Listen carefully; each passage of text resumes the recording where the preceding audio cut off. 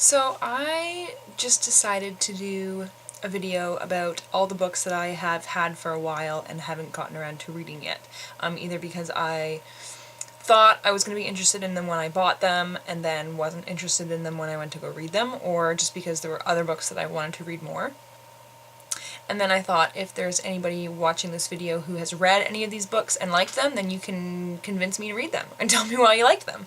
I'm going to start with one that I actually just started reading yesterday, but I have had it for almost a year, and that is 11/22/63 by Stephen King. My dad got it for me almost a year ago, and he spent money to mail it to me, and the main reason that I have been putting off reading it for so long is that it's so massive.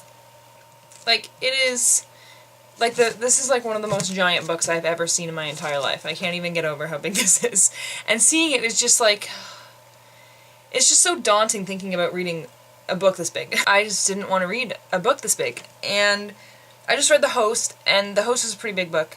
And my paperback version was 800 pages, but it was a little paperback version, so it was 800 skinny pages, and this is 800 massive pages.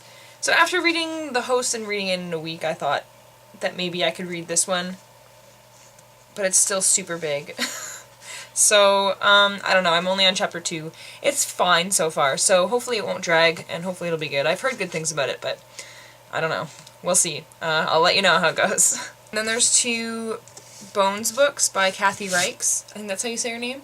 The TV show Bones is based on these books, and I haven't read any of her books, but my boyfriend picked these up for me at a book sale.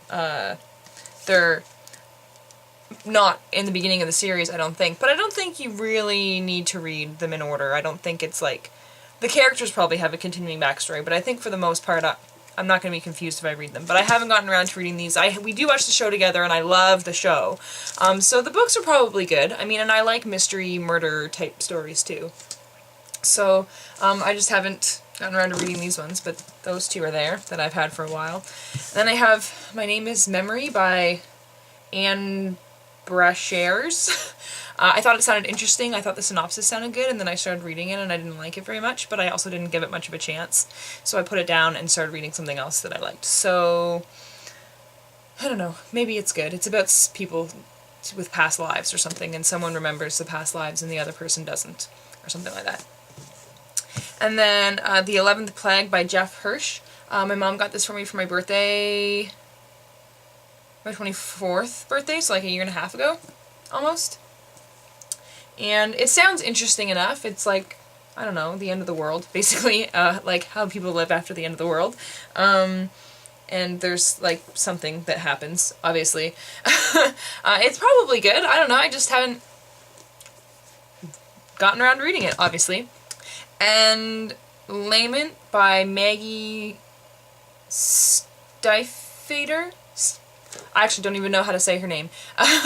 She's written another series, I think, that starts with something called, like, Shiver, or Shiver's, like, one of them. I haven't read them, but my friend read them and said they were really good, and we were actually looking for a book to read together, so that we can talk to each other about it, and we both wanted to get this, but she couldn't get it on her e-reader, and so we ended up reading Divergent, I think, but I still have this and haven't gotten around to reading this one. And there's another one too, and I think there's supposed to be a 3rd one coming out at some point.